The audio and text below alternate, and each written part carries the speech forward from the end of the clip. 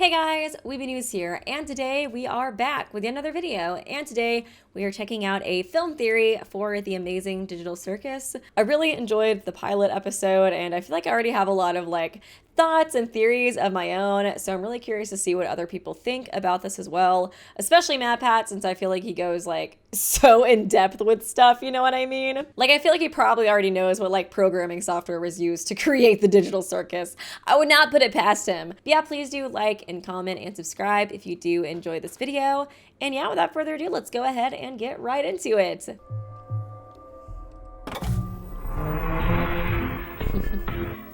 Does look like a computer at the end that we see. The computer was so I don't know, dirty looking though. This one looks a little bit nicer. There is no escape. Ever. I was kind of wondering that too. Is there a possibility of them escaping, ever? Or is it just completely gonna be a lost cause? I don't know, somebody kind of does wonder if they're cookies or something. And the happy Hello, music. Internet. Welcome to Film Theory, Cute. the show that'll be theorizing day after day after day after day after day, and we don't know Oh my why. goodness. Let's talk about the amazing digital circus, shall we? You, my friend, stumbled into an incredible world of wonders where anything can happen, except for swearing. Oh my god. In case you aren't caught up with this So one, true. this is the God, it's just like being on YouTube. latest series from the creative geniuses over at Glitch Productions. This one was written, produced, and directed by Gooseworks, a talented artist who also composed music for both Has Been Hotel and Hell of a Boss. And their creativity and I've experience. heard of Has Been Hotel too. I've only watched a little bit of it. Let me know if you guys would like me to react to that as well, because I know that series is really popular. One of my friends is really into it as well. Really come through with this one. I gotta say, you guys went crazy recommending this one to us across comments, I bet. DT Live, and our subreddit. And it's pretty darn It has easy to blown see up why. so Between much. the amazing animation, gifable moments, and incredible The animation is so good. Everything about it's really good. All the characters stand out so well. The animation's so smooth. It's hard to believe it's free to watch on YouTube. You know what I mean? I hope it does get picked up by a network or something. It's an incredible cast of characters and a storyline wrapped up in 18 different layers of mystery. This Yep. is the perfect show for us to dive into. Which For means real. that if you haven't So watched I felt too when I watched it. I was like, oh yes, this is right up my alley. It's I love stuff that has a cutesy art style, but it's also really mysterious and dark. which means that if you haven't watched the first full episode yet, go do it. Watch it after this theory. Though I'd be Real. surprised if you hadn't, because this thing already has 30 million It's at views across the 100 million platform. now. It is on the same page for today's theories. The pilot follows a woman named Pomni, who's thrust into a strange digital world styled after a circus, alongside 5 Yep. other humans. Jax, the lovable jerk, Ragatha, the sweet optimist, Gangle, who can't hide her emotions, Zooble, Yeah. who's made out of a bunch of random objects, and Kinger, True. who's been trapped there the longest and is Kinger. kind of crazy as a result. The He's whole so circus is psycho. run by I love Kinger though. He's so crazy. I just love how bloodshot his eyes are constantly. He just is so on edge 24/7. The whole circus is run by a ringleader named Kane, who, according to the show's website, is a quote Okay. wacky AI, and all of the humans are just subject to his every whim. So I guess that kind of goes against my theory that I originally had. Because yeah, when I was watching this pilot, I was so convinced that he was a human, but just controlling an avatar basically. Whereas the other characters, they have their psyches actually implanted from the VR headsets that they have on. You know what I mean? So interesting. It does seem like he might be an AI. That seems really advanced. Wonder if this could take place in the future or something. Because AI has come a long way, but I don't know if it's quite advanced enough to create something like Kane at this point. Are just subject to his every whim and desire. Gadzooks, you're right, Jax. We should have a brand new adventure for our new member, Pomni. I said that 5 minutes ago. However, humans don't necessarily want to go on these adventures, and they're constantly Yeah. trying to find ways of getting out. This has even driven some of them insane, leaving them Poor abstracted, little guy. where they Poor devolve into Kaufmo. monsters. Case in point, the Yeah. clown Kaufmo was obsessed with finding the exit that and room. abstracts just before Pomni shows up. Oh, Kaufmo's been obstructed. Okay, yeah, that was what it was called. What is that? And yet, even when Pomni does get herself to the exit in this pilot episode, it doesn't go anywhere. It's just Rip. endless hallways and office spaces repeating. It is basically the True. back rooms. It really is the back rooms. That was my first thought.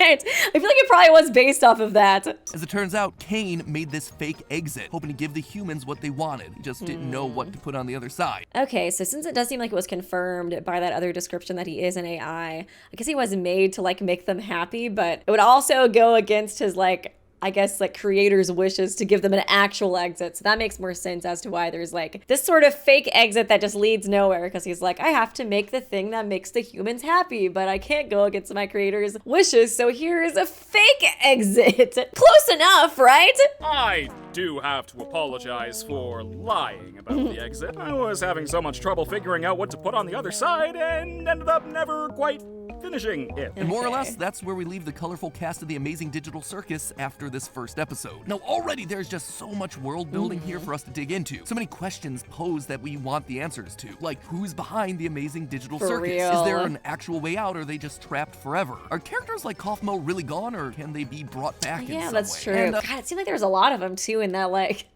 that pit that we see towards the end of the episode. sorry to say, I don't have a whole lot of answers for those things. Not yet. For as much as Glitch and Gooseworks packed into I figure it's going to be a lot of speculation in this video because there's just not really enough evidence, I feel like, for a lot of stuff. I do think maybe, like, who's behind this, you could kind of come up with, like, a decently solid theory for, because I do think that CNA company that we see when Pomni is going through, like, the back rooms does seem important. I do kind of feel like a company is behind this because of that. But otherwise, yeah, I feel like a lot of other stuff is just like, we're gonna have to figure out as we watch more. the first episode, they've done the wise thing and not given us a whole lot of answers. But I do think they've given us plenty here to theorize about. Yes. So here are 3 Amazing Digital Circus Okay. theories. Don't 3 run of for the them. exit doors yet, my friends. We're going in. Let's start Okay. things off a bit I hope he talks about what he thinks the gloinks are.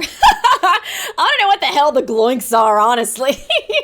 That's probably the thing I'm most confused about. Those things are so weird. Then the gloink queen, oh man, those things are freaky. Let's start things off a bit small scale here. Okay. Theory number 1, everything in the show is literally a video game set in the Oh. late 1990s. 1990s. I was literally thinking it was the future. Since, you know, it did say Kane was an AI, I feel like that's really advanced. I don't even know what kind of AI existed back in the 90s. But I assume anything that did exist was very, like, rudimentary, you know? Now, there's a lot in just this one episode that paints this as a video game world. Okay. For example, right at the beginning, we see a pixelated title card for the show that's Oh. obviously in the style of old school That's PC, true. PlayStation, and N64 games. That is true. That was my first thought. I was like, man, this looks like the old games I played when I was like 5 years old on my computer.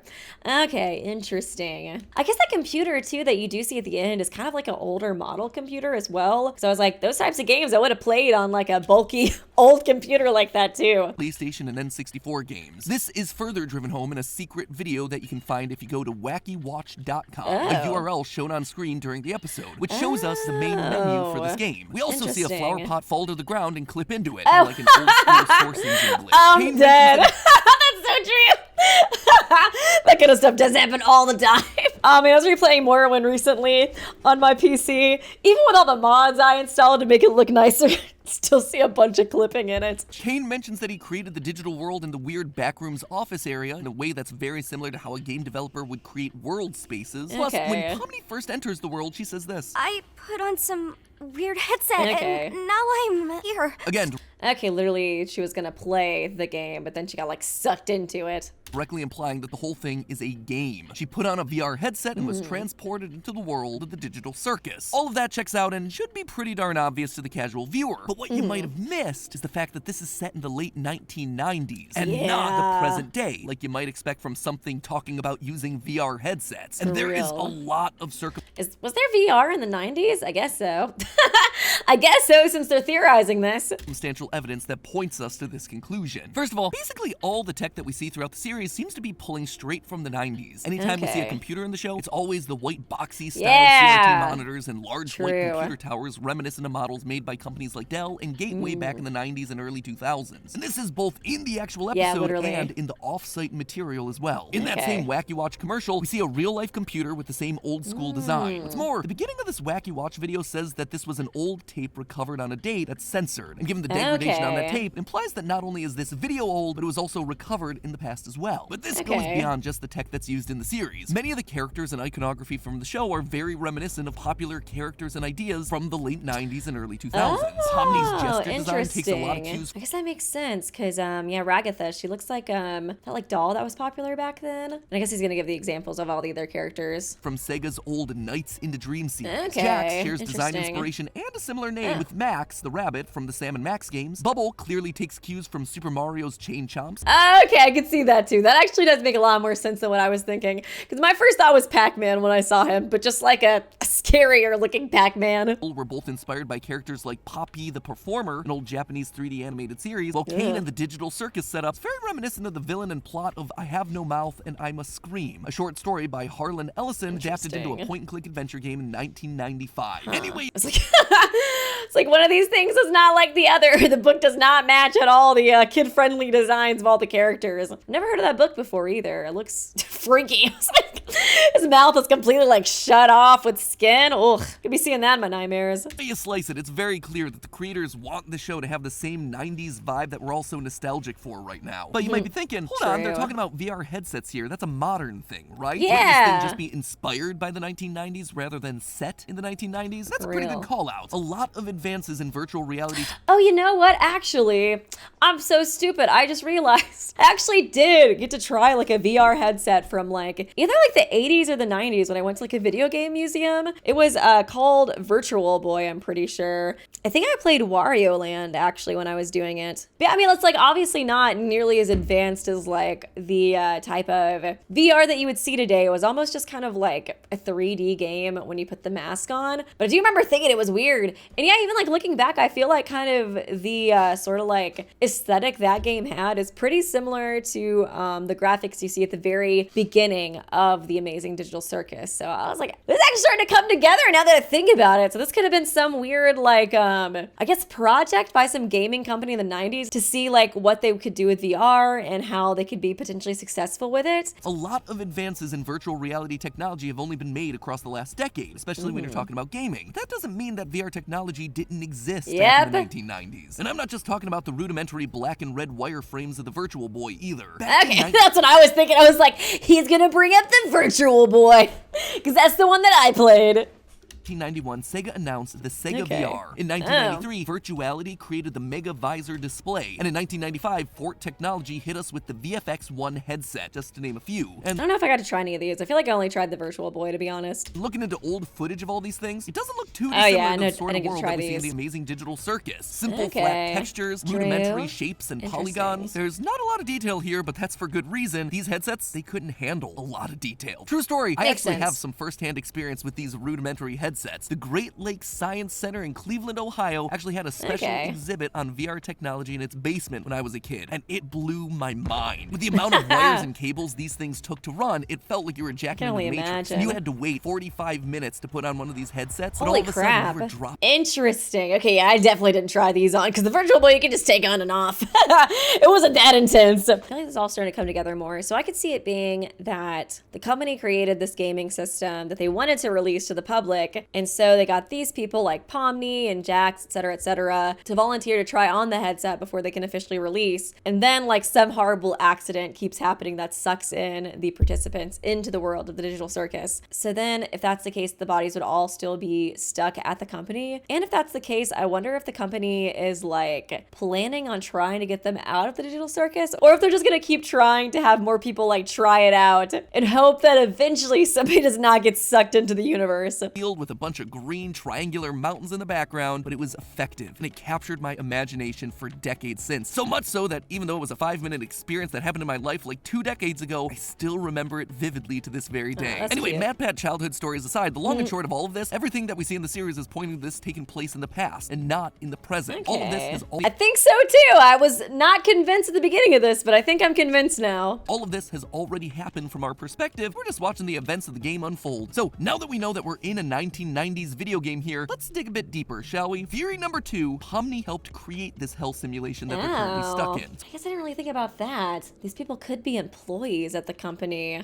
But then, yeah, it kind of begs the question, do they remember making this video game or do they not? You know what I mean? Because, yeah, she doesn't remember her name, but she could remember other stuff potentially. Pretty bold claim, so what would make me say that? Well, a couple of things. Firstly, one of the scenes that really jumped out to me while I was watching and rewatching the pilot was the sequence where Pomni's running through the back rooms on the other side of the exit door. At one point, she enters a more traditional-looking office space with computers and cubicles before stopping and staring at one desk in particular. This is played as a big moment. We linger on this shot for a long time. Oh, hey, you can kind of see some VR headsets next to it, can't you? So that's kind of what that looks like right there, doesn't it? And then I guess this is supposed to be her desk then? Is that that what the implication is? As a classic horror-esque dolly zoom hits both the desk and Pomni before she has herself a psychological break. The lights start to flicker and she cackles uncomfortably before running on. The whole thing is really menacing and off-putting and clearly meant to leave us with a big impression. Why? Well, because this desk isn't just some That is true. If it's emphasizing it that much, it's gotta be important. Some simulation that Kane cooked up in the back rooms. It's based on a real place in the real world of this universe outside of the simulation. A place that we actually see in the episode. At the very end, right before the credits roll, we zoom out of the circus and through the void, revealing that all of this has been taking place inside of a computer. That makes sense. Literally We've already the same established desk. that this right here, it's a big old simulation. But take a look at the computer and the desk. It's the exact same setup that we saw earlier in the episode in the back room section. The same old equipment on the left, the same file cabinets on the right, the same retro monitor and keyboard and computer tower and speakers, the same VR headset. I was gonna say, the same VR headset too. And headphones. This is exactly the same. I wonder if that's where she even put on the headset in the first place. But clearly this one's in the real world. Not only have we literally zoomed out of the computer, implying that we're no longer in said simulation, but the lighting in the scene is much more natural. It's warmer. Sunlight is streaming through the nearby window, all at an angle because the sun's lower in the sky. This is not the flat computer simulation lighting that we've been seeing throughout the rest of the episode. True. That right there, the desk and computer setup existing both in the simulation and in the real world. Okay, yeah. That's a pretty good observation. Yeah, literally the flat colors in the digital world versus like the realistic lighting of when it's in the actual world. That's cool. Interesting point, but why then would it break Pomni? What causes her to go off the deep end and start laughing? Well, I think that subconsciously, Pomni recognizes that this is her desk. At the beginning of the episode, they make it clear. Okay, that makes sense too. I was kind of thinking that as well. I was like, I could see it that she like sees the desk and she doesn't really remember like working there or putting on, well, she doesn't remember putting on the headset actually. Okay, that could be true. I was like, I feel like her memories are probably kind of like scattered a bit, maybe would be a good way to put it. Like she remembers putting on a headset, but maybe she doesn't remember like why she put it on. So I was thinking that too. I was like, I think it is possible that yeah, she saw the desk and maybe she doesn't exactly remember like, hey, that's my desk when I worked at CNA. She might just be like, that is giving me a overwhelming sense of like nostalgia and dread. And that's why she freaked out afterwards. You know, that mixed of course with the fact that she can't find an exit no matter how hard she tries. At the beginning of the episode, they make it clear that Pomni has lost her human memories. But this, I believe, is triggering a deep realization inside of her. Based on what we're given here, I believe that Pomni's human persona is an employee at CNA, a company developing the digital circus game and VR headset. And seeing it here inside the game unlocks some weird flash of her memory as to what's happening to get her into this situation. She's okay, that makes sense. So yeah, like might have actually jogged some of her memory too. Trapped in the very game that she helped to create. It's ironic, hence why she laughs. It's funny. It's darkly funny. I can see the funny in a way. Oh gosh. That's basically this whole show, honestly. It's darkly funny. I can see this being a huge reveal down the line, and one that could be potentially devastating for all the rest of our characters. Ooh, yeah. If they were just volunteers and she was an actual employee, ooh, they're gonna be pissed. Pomni, obviously, but also for all the other characters who are trapped in here who would be seeing her as the one to blame for their current imprisonment. For real. Also, especially if she was like signing off on them entering this beforehand. Oof. Oof, that would be some drama. I like this theory. A real quick, super short micro theory. I don't think we have enough information to figure out what the initials in the company name C and A stand for, but one possibility that did jump out to me, it could potentially stand for Kane. Yes, that was exactly what I said too, especially since his name is Kane. I was like, I know you're gonna be thinking the same thing as me, Matt Pat. We're on the same wavelength. Partially named after the AI ringleader of the simulation, Kane, which could then lead itself to a lot of interesting story possibilities. I guess if that's true, then I wonder if there could be like another AI that we eventually meet later called Abel. You know what I mean? You see, Cain and Abel are a pair of brothers who are the sons of Adam and Eve, with Cain ultimately killing his brother. Okay, I was trying to remember who killed who. So yeah, it was Cain who killed his brother Abel. Does that mean that there was an Abel AI and that maybe Cain killed him actually? Ooh, spicy. I can kind of see that being the case because Cain's pretty sussy. The first ever murder in the world. Anyway, you know how we love ourselves a good... And then if he did kill Abel, that could symbolize the first murder in the digital world versus like Cain and Abel being the first murder in the world. Okay. Biblical reference here, and I just wanted to mention it in case we get more clues in future episodes. But something we do have more than enough to say about like theory number 3, all the characters aren't actually humans trapped inside the digital circus. Instead, they're all digital copies of the brains of humans. I thought that too! Cloned and then forced into the simulation. I thought the same thing. I do think it's an interesting idea, but I think the reason I've been shying away from it a bit is just because Cain mentioned that he doesn't have any control over their memories. And I feel like if they were like you know, just copy and pasted data, then he would have more control over that, because it seems like he has so much control over like everything else in the universe. I guess there could be like some code that is specifically on them that protects them from his involvement. But overall, I am leaning towards the idea of them actually being human. But we'll see. Maybe he'll convince me. Now this is a pretty big swing. I mean, Pomni's first line of the series is practically, "Oh no, I'm a human who put on a headset and now I'm trapped here." And then Kane follows it up with this. My, it appears a new human has entered this realm! Yeah, literally. Human. He calls her a human. And a new human, implying the other ones are also human. Like, I feel like it was implied that they also put on the VR headset, and that was how they entered here. And that actually lines up with what we've seen with the official synopsis, explicitly calling Pomni and the others humans, in contrast to Kane being an AI. Quote from that synopsis: "A woman gets trapped in a crazy virtual world along with 5 other humans and are now subject to the whims of wacky AI and their own personal traumas." Plus, I just personally like the image of a bunch of people strapped into these VR headsets a la Sword Art Online. That's what I was thinking too. Well, I was thinking of a different game. I'm sure most of y'all know which game I'm thinking of, but I shouldn't say it's a spoiler. But I was thinking the same thing. I like the idea of them being like in pods, being connected to this digital world. You know what I mean? Because then that also kind of brings into place like, what's going on with their human bodies? Are their human bodies being like nourished properly? How old are their human bodies now? Like, I feel like it brings up a lot of questions. That being said, I believe that there's a lot of evidence pointing towards these characters being computerized clones rather than actual humans. For instance, as I mentioned above, Pomni starts going a bit crazy when she sees her desk from the real world in the circus's back rooms. But think, what was actually on that desk? A headset. Pretty clearly a headset that is not on any human's head. And that's not just a thing in the simulation, it's also on the desk in the real world too that we see in the final shot of the pilot. I guess I was thinking it could just be a headset she worked on, not necessarily the one she put on, just because I was assuming it would be like a very invasive headset. You know, the one that actually transports you to the digital circus. I was kind of imagining it more to look like the ones they show at the beginning of the video, you know, the guy putting on the one with all the wires that takes like 45 minutes to load and stuff.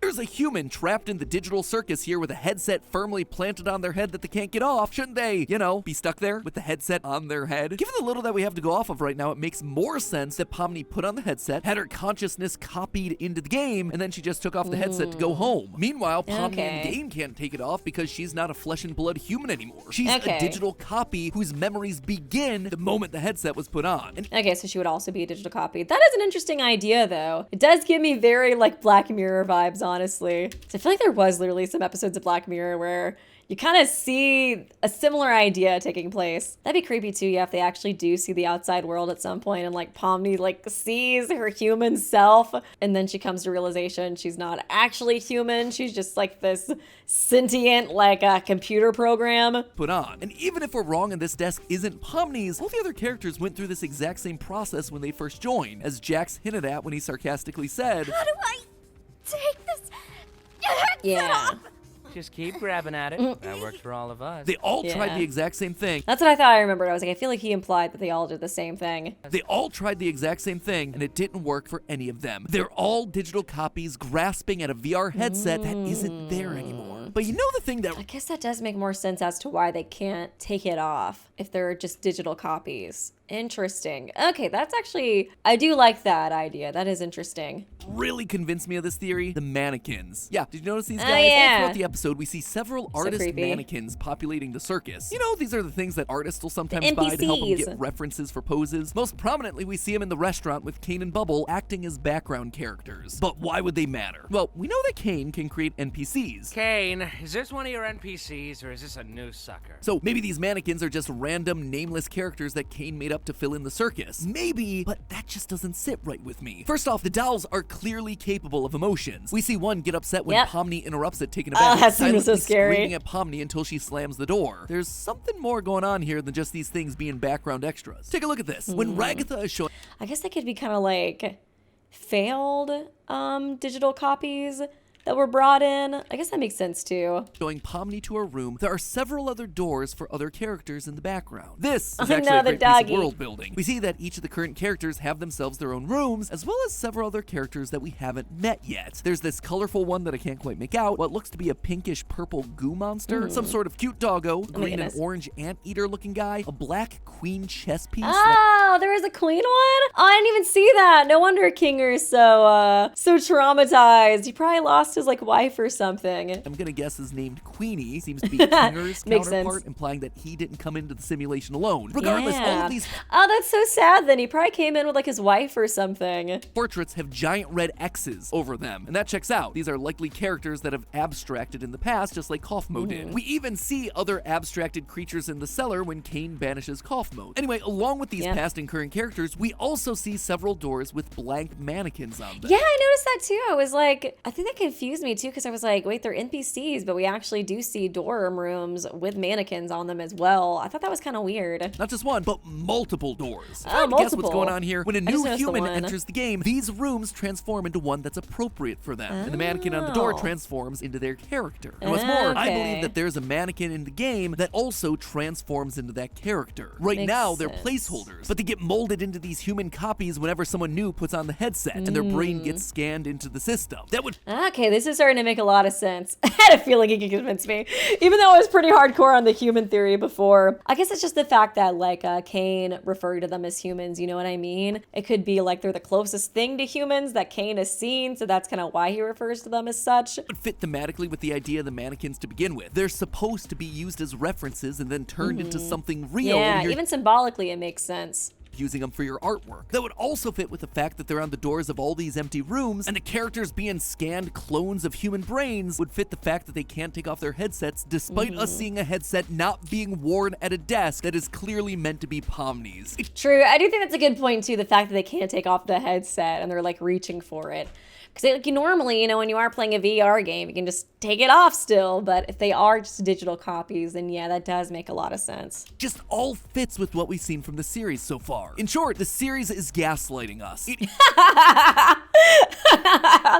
Sounds about right. isn't about a bunch of humans trapped in a simulation. It's about a bunch of human consciousnesses that have been Yeah. scanned into an AI system and then mapped onto blank mannequin bodies, where the computer can then simulate their human behavior and push their buttons to the breaking point. I could see this being the case too, because it is a pretty good twist towards like the end of the show, you know what I mean? Especially since it's so strongly implied and kind of established that like they are humans. Because Kane's referring to them as humans, they're referring to themselves as humans. I could see them going with this just because it would be a really good twist. Learning the weaknesses of the human psyche. And then, when they've had too much and abstract out of the system, well, then you just boot up another new simulation and try again. There is no exit door. Just I think one thing that does kind of work against this idea, in my opinion, is the fact that there's all these other sort of like abstracted monsters in this area. Because I feel like if it was just like a human consciousness digital copy, couldn't they just like delete it once it gets abstracted? But I feel like the fact that they don't seem to be able to delete it, instead just have to kind of like put it off into its own area, seems to me more so like it actually is connected to a real person and they don't want to delete the copy because that might kill the real person in reality. That's the only thing I kind of feel like works against this theory so far, but that's just my personal thoughts on it. Let me know if you guys have any ideas too. there is no exit door, just an endless loop of torturous tests run by Kane as he tries to understand the human experience. Just like a real circus, all of it is just a big performance. But hey, you know what character in the That's just a theory, a film theory. I kind of wish this was a game. They're stuck in a game. We can still say game theory. Come on, close enough. Okay, cool. Yeah, that was interesting. I feel like I do agree with a lot of these theories, especially Pomni being an employee of CNA. I think that scene where she like stares at the computer and then has a mental breakdown is really compelling. Same with the video game theory. I think that's another really strong theory too. I do think the computer consciousness theory is pretty good as well, but I'm not completely sold on it. I'm definitely going to keep it in mind though as I keep watching like more and more episodes, but they were definitely all really interesting. I think, you know, time will tell if they're true or not. But yeah, let me know what you guys think about the Amazing Digital Circus. What do you think about these theories? Do you agree or disagree with them? Do you have any totally different theories of your own that you would like to leave in the comment section? I've honestly really been enjoying this series, so I'd love to check out y'all's theories and potentially make a video about that too. And I could come up with some of my own potentially as well. But yeah, let me know what you guys thought about this video. Please do leave a like and a comment and subscribe if you did enjoy it. And yeah, thanks guys so much for watching, and I will see you real soon.